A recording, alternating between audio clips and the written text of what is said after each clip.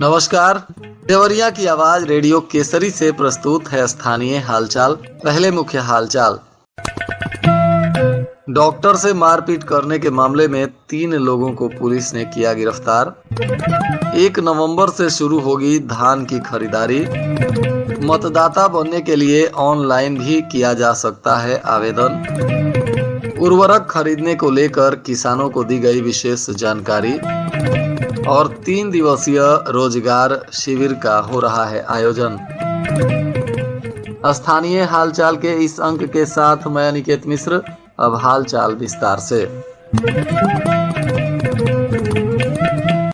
रुद्रपुर मोड़ के पास एक क्लिनिक में डॉक्टर से मारपीट करने को लेकर डॉक्टर रत्नेश कुमार यादव की तहरीर पर कोतवाली पुलिस ने प्राथमिकी दर्ज करते हुए कानूनी कार्रवाई शुरू की और अब इसमें 3 लोगों के गिरफ्तारी की बात बताई जा रही है। पुलिस के द्वारा जिन 3 लोगों की गिरफ्तारी हुई है उसमें मनीष यादव जो खुखुंदू के डुमरिया का निवासी है और शेखर मिश्रा यह थाना कोतवाली क्षेत्र के सोंदा का रहने वाला बताया जा रहा है। तीसरा आरोपी उदय प्रताप सिंह यह जनपद के मोइल थाना क्षेत्र के डेहरी का निवासी है। पुलिस ने इस मामले में 5 लोगों के विरुद्ध FIR दर्ज किया है, परंतु इसमें 3 लोगों की गिरफ्तारी हुई है और अन्य आरोपियों को पकड़ने के लिए पुलिस नियमानुसार कानूनी कार्रवाई कर रही है।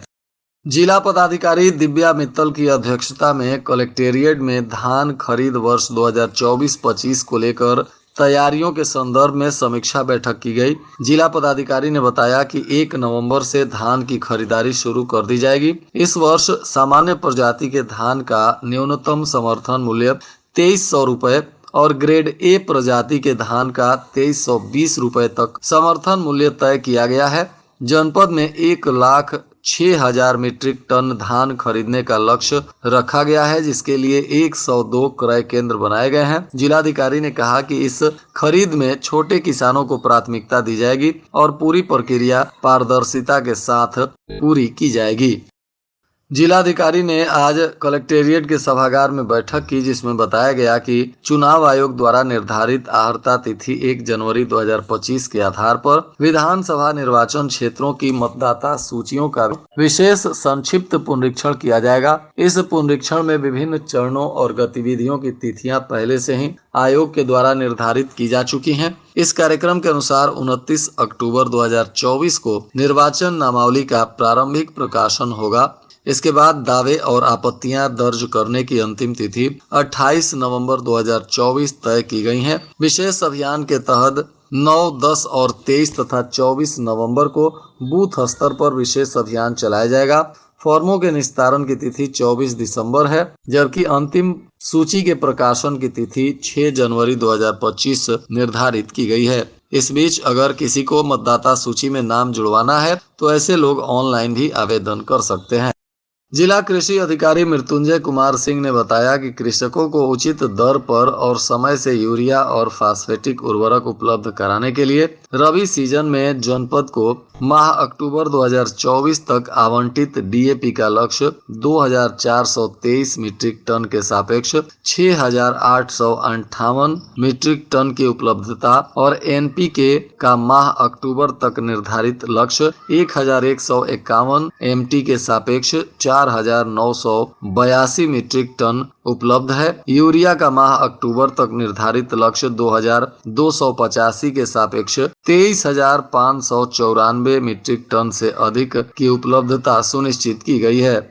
उन्होंने कहा कि RCF की एक DAP की रैक शीघ्र ही जनपद को प्राप्त हो रही है। आगामी सप्ताह में कोरोमंडल, PPL और NFL की फास्फोटिक उर्वरकों की रेक भी प्राप्त होने की प्रबल संभावना है। जनपद में यूरिया एवं फास्फेटिक उर्वरकों की कोई कमी नहीं है। पर्याप्त मात्रा में उर्वरक उपलब्ध हैं। कृषकों को उचित दर पर गुणवत्ता युक्त उर्वरक प्राप्त हो तथा कालाबाजारी, ओवर रेटिंग और टैगिंग इत्यादि ना हो, इसके लिए निजी एवं सहकारी क्षेत्र के प्रत्येक उर्वरक बिक्री केंद्रों पर रेट बोर्ड, स्टॉक बोर्ड पर दर एवं उपलब्धता का आकलन प्रत्येक दिन करने के लिए फ्लैक्स बैनर अनिवार्य रूप से लगाने का निर्देश दिया गया है।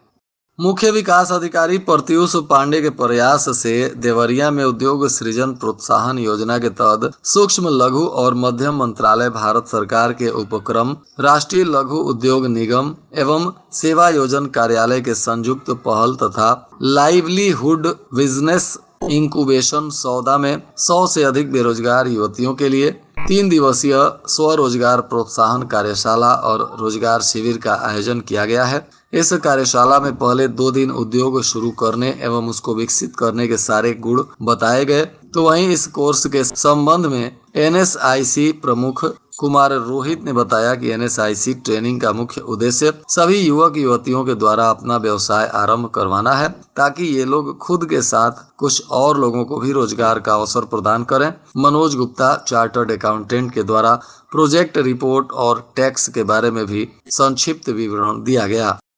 जिले में 2 अलग अलग स्थानों पर करंट के चपेट में आने से एक महिला और एक व्यक्ति की मौत हो गई। पुलिस ने दोनों शवों का पोस्टमार्टम कराकर परिजनों को सौंप दिया। बताया जा रहा है कि बैतालपुर के उधोपुर निवासी एक महिला विद्युत के करंट के चपेट में आई, जिससे उसकी मौत हो गई। यह महिला प्रियंका गुप्ता है, उम्र 28 वर्ष है। इसके पति सत्येंद्र गुप्ता बताए जा रहे हैं। यह अपने 2 बच्चों के साथ घर पर थी। पति मऊ में रहकर मजदूरी करते हैं। इसी बीच कुछ काम कर रही थी, तब तक अचानक करंट के चपेट में आने से महिला की मौत हो गई। घटना के बाद महिला के परिजनों में चीख पुकार मचा हुआ है।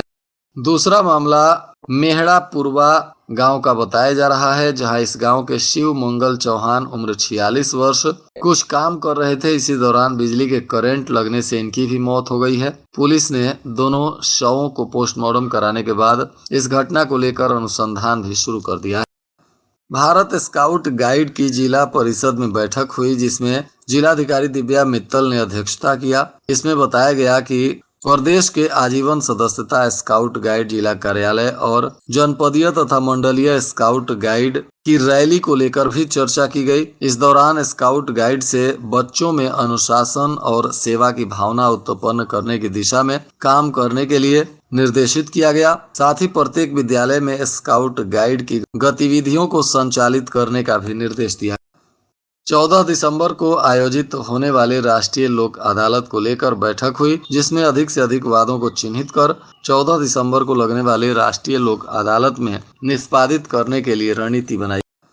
जिले में बोर्ड परीक्षा की तैयारी को लेकर केंद्रों का भौतिक सत्यापन किया गया। जांच रिपोर्ट भी विभाग को सौंप दिया गया है। बताया जा रहा है कि पिछले साल जहां 180 केंद्र बने थे, तो वहीं इस बार 1.29 लाख परीक्षार्थी पंजीकृत होने से केंद्रों की संख्या बढ़ाने की उम्मीद जताई जा रही है।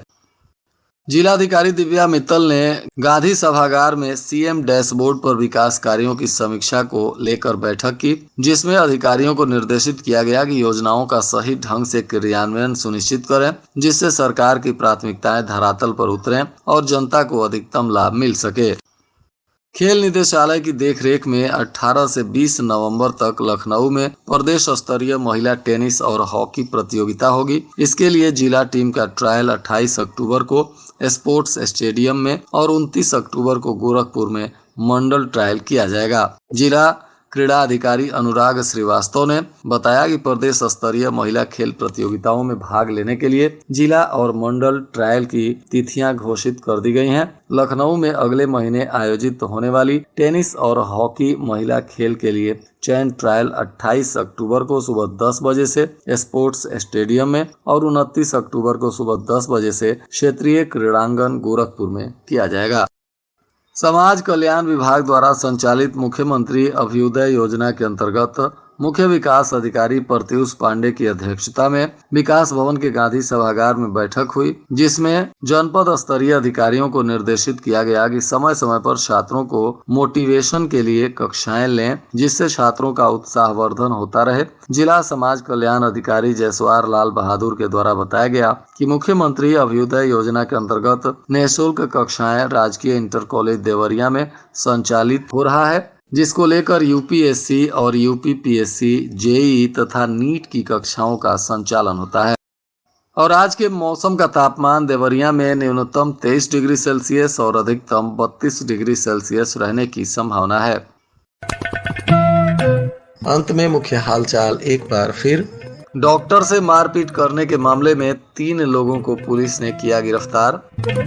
1 नवंबर से शुरू होगी धान की खरीदारी। मतदाता बनने के लिए ऑनलाइन भी किया जा सकता है आवेदन। उर्वरक खरीदने को लेकर किसानों को दी गई विशेष जानकारी। और 3 दिवसीय रोजगार शिविर का हो रहा है आयोजन। हालचाल के इस अंक को आप हमारे YouTube चैनल पर भी सुन सकते हैं। इसके साथ ही रेडियो केसरी से प्रसारित स्थानीय हालचाल का यह अंक समाप्त हुआ। नमस्कार।